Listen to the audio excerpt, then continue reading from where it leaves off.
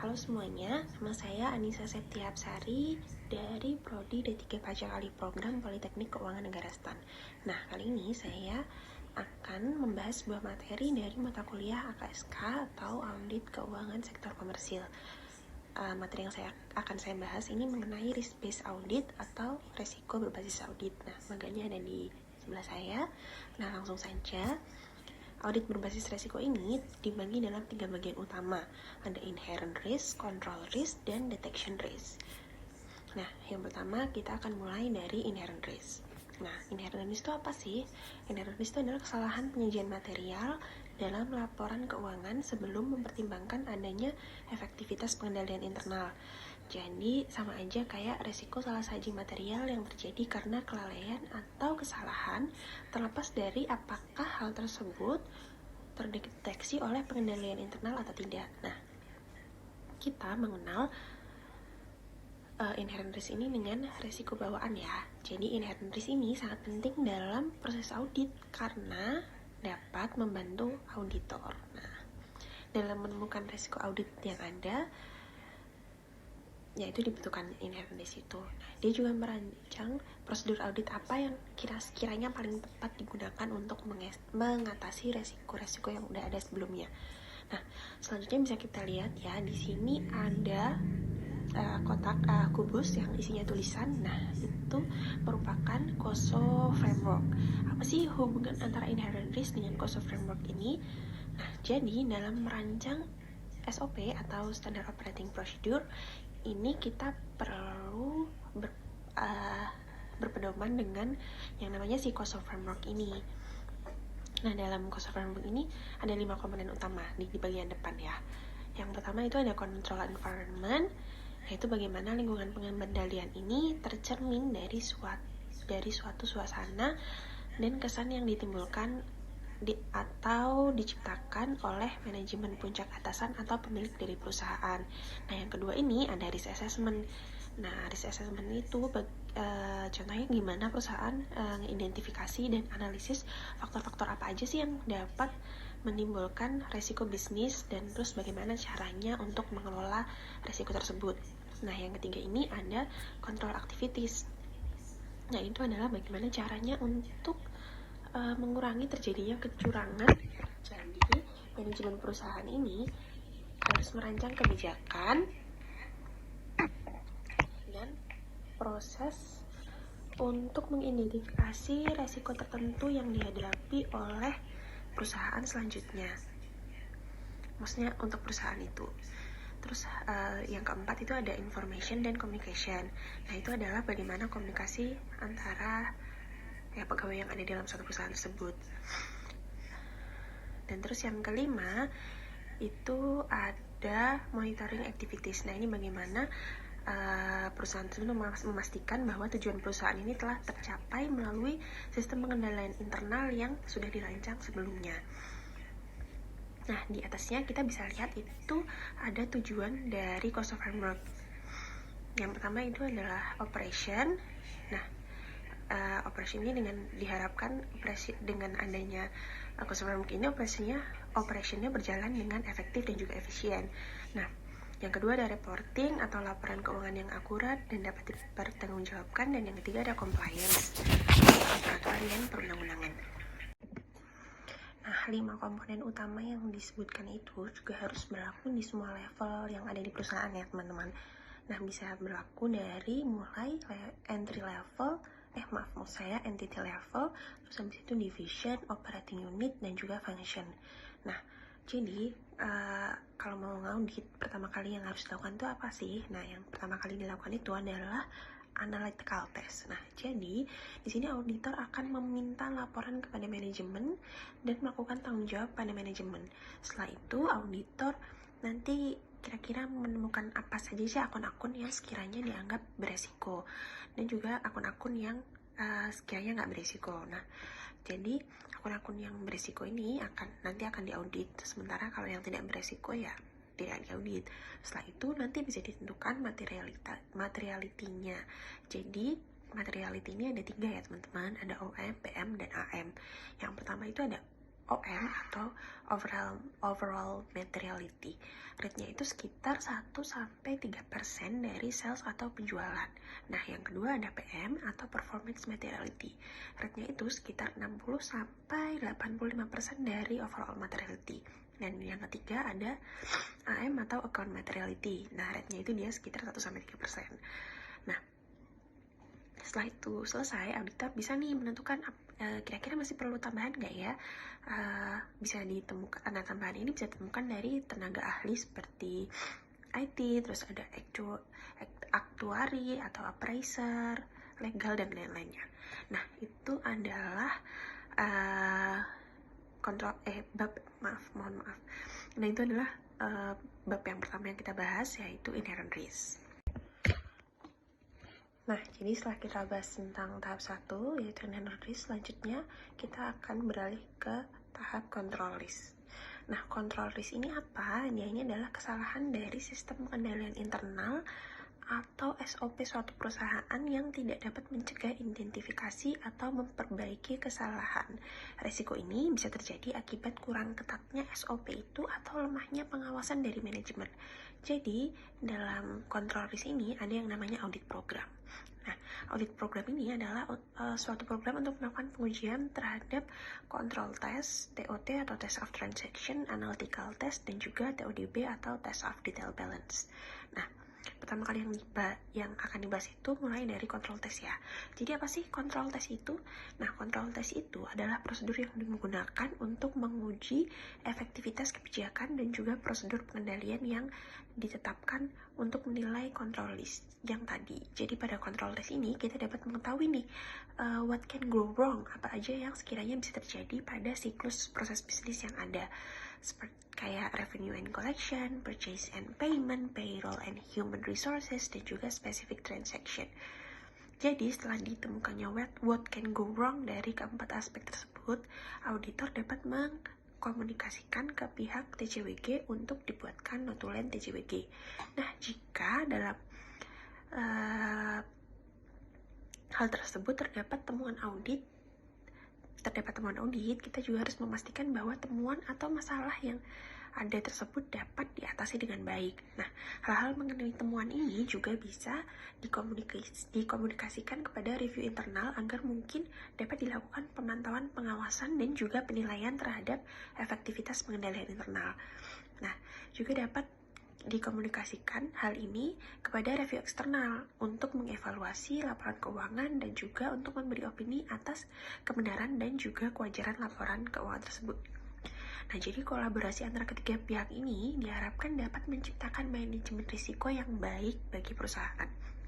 Nah, setelahnya kita akan membahas mengenai apa sih prosedur substantif itu. Karena jika pada kontrol tes biasanya kan sangat jarang ya bicara mengenai nominalnya gitu. Maka terus karena kalau pengendaliannya nggak bagus, baru kita akan beralih ke prosedur substantif ini, atau kita baru bicara tentang nominalnya. Nah, apa sih prosedur substantif ini? Prosedur ini adalah prosedur untuk menguji salah satu moneter atau yang berkaitan dengan mata uang yang dapat mempengaruhi ketepatan mengenai saldo dalam laporan keuangan. Jadi dalam prosedur substantif ini terbagi menjadi 3. Ada TOT atau test of transaction, ada analytical test, dan ada TODB atau test of detail balance. Nah, yang pertama itu ada TOT. Jadi TOT ini adalah pengujian dalam audit yang dilakukan untuk menguji pencatatan suatu transaksi, apakah udah benar atau belum. Selanjutnya ada analytical procedure. Nah, analytical procedure ini dilakukan oleh auditor untuk melakukan pengecekan kembali terhadap perhitungan-perhitungan yang telah dilakukan oleh perusahaan sebelumnya. Nah, dalam prosedur ini ada 5 teknik analisis. Yang pertama ada rasio analisis, trend analisis, break-even analisis, pattern analysis, dan yang terakhir ada regression analysis. Jadi, pada dasarnya kelima teknik ini itu bertujuan untuk mengetahui informasi yang lebih detail lagi nih mengenai keuangan dari suatu perusahaan yang sedang diaudit. Nah, yang ketiga ada TODB. TODB ini pada dasarnya adalah pengujian secara terperinci atas saldo. Nah, jadi dalam prosedur substantif ini, ketiga prosedur yang ada tadi, yang terdiri dari TOT, analytical task, dan TODB ini sebenarnya berfungsi untuk mengetahui apakah transaksi-transaksi yang terjadi tersebut sudah sesuai atau belum dengan tujuan audit. Nah, tujuan audit itu apa aja? Yaitu ada CFAP, yang ada di sebelahnya itu ada completeness, existence, valuation, akurasi, dan juga presentation. Lalu bagaimana sih caranya si auditor ini untuk melakukan pengujian atas transaksi-transaksi tersebut? Dan bagaimana caranya auditor untuk dapat memperoleh bukti dari transaksi tersebut?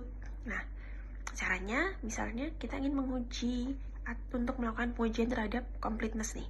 Auditor ini bisa melakukan tracing ya, atau juga bisa melakukan inspeksi. Kalau misalnya dia mau menguji existence nih, dia juga bisa melakukan dengan cara vouching. Terus kalau si auditor ini mau atau bisa juga nih dia melakukan comparing atau perbandingan atas transaksi-transaksi. Nah, terus kalau mau menguji hal yang lain bisa juga digunakan dengan alternatif prosedur, misalnya dengan melakukan observasi, konfirmasi, terus rekalkulasi, dan juga wawancara. Setelah kita bahas mengenai prosedur substantif di atas, kita selanjutnya akan membahas mengenai counting estimate atau estimasi akuntansi. Jadi, counting estimate ini adalah perkiraan nilai moneter yang mendekati suatu nilai uang yang diukur dengan fair value, nilai wajar, atau nilai terkini. Jadi, estimasi akuntansi ini dapat melibatkan data-data historis ataupun tahun berjalan dan lain-lain. Nah, selanjutnya ada going concern. Nah, teman-teman tahu gak sih going concern ini apa? Going concern ini adalah kelangsungan hidup atau opini yang dikeluarkan oleh auditor mengenai apakah perusahaan ini dapat mempertahankan kelangsungan hidupnya atau tidak.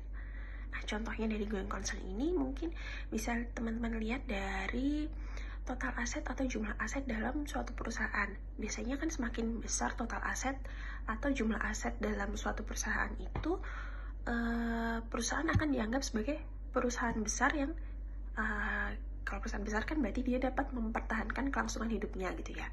Selanjutnya ada related parties atau pihak yang berelasi. Nah, maksudnya di sini adalah auditor harus melakukan prosedur pengujian terhadap keakuratan dan juga kelengkapan pihak-pihak yang berelasi serta berhubungan dengan transaksi pihak yang diaudit ini di dalam laporan keuangan. Terus selanjutnya ada subsequent event.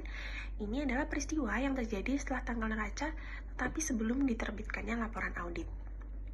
Jadi, peristiwa-peristiwa ini dapat mempengaruhi laporan keuangan dan bisa saja memerlukan penyesuaian ataupun penutupan dalam laporan keuangan. Nah, itu adalah tahap 2 atau control list. Nah, selanjutnya ini tahap terakhir yaitu detection risk. Jadi, detection risk ini adalah resiko yang terjadi akibat dari adanya kesalahan auditor yang tidak dapat mendeteksi kesalahan-kesalahan selama auditnya terjadi. Jadi dalam tahap ini auditor tuh harus sangat berhati-hati. Nah, sebelum menentukan opininya, auditor ini perlu mengecek ulang apakah semuanya udah oke, apa analitikalnya sudah baik, dan kalau misalnya semuanya tuh sekiranya udah baik, auditor bisa ngecek apakah laporan keuangannya itu udah sesuai dengan SAK dan SAP. Dan juga jika sudah sesuai, auditor juga perlu mengecek nih bukti-bukti yang didapat, apa bukti-buktinya udah dirasa cukup dan tepat dari segi kualitas dan juga kuantitas. Nah, kalau auditornya udah merasa buktinya cukup, maksud saya kalau misalnya auditor merasa buktinya masih kurang dan belum cukup, maka auditor dapat memberikan opini disclaimer atau tidak memberikan pendapat. Nah, kalau dirasa buktinya ini sudah cukup dan tepat dari segi kualitas dan juga kuantitasnya, maka auditor ini bisa langsung lanjut ke tahap selanjutnya, yaitu memeriksa error. Nah, dalam pengecekan error ini, setelah kita mengecek error, apakah ada error yang di atas PM atau tidak? Apakah ada error yang di atas PM? Nah, jika errornya ternyata nggak ada di atas PM atau di bawah PM atau performance material, dan dirasa masih wajar, maka auditor bisa nih langsung memberikan opini unqualified tanpa harus dilakukan adjustment terlebih dahulu. Nah, Jika ternyata terdapat error di atas PM, maka auditor ini dapat mengajukan penyesuaian atau adjustment. Nah, dia dapat mengajukan adjustment kepada perusahaan, dan jika perusahaan menolak untuk melakukan adjustment, maka auditor ini dapat memberikan opini qualified atau wajar dengan pengecualian. Jika perusahaan ini setuju dengan melakukan penyesuaian, maka di situ auditor bisa memberikan opininya unqualified atau wajar tanpa pengecualian. Selanjutnya, jika ada error atau pervasive error, dan misalkan errornya ini terjadi di mana-mana, contohnya kayaknya ada satu akun tapi di akunnya ini hampir 100% bermasalah. Biasanya ini kan terjadi karena sistem pengendalian internalnya yang karena sistem pengendalian internalnya. Nah, auditor ini dapat langsung memberikan opini adverse atau tidak wajar. Namun, jika dirasa pervasive errornya ini masih dianggap wajar dan sekiranya bisa dilakukan penyesuaian, maka auditor ini dapat memberikan opini unqualified atau wajar tanpa pengecualian. Nah, tentunya sebelum auditor dapat memberikan opini ini, auditor harus melakukan analytical test ulang apakah sudah dilakukan penyesuaian dan hasilnya itu sudah wajar atau belum. Nah, jadi tadi itu semua adalah penjelasan mengenai proses audit berbasis resiko. Saya harap teman-teman bisa mengerti dengan penjelasan saya, walaupun agak rempong ya di mana-mana. Terima kasih sebelumnya. Wassalamualaikum warahmatullahi wabarakatuh.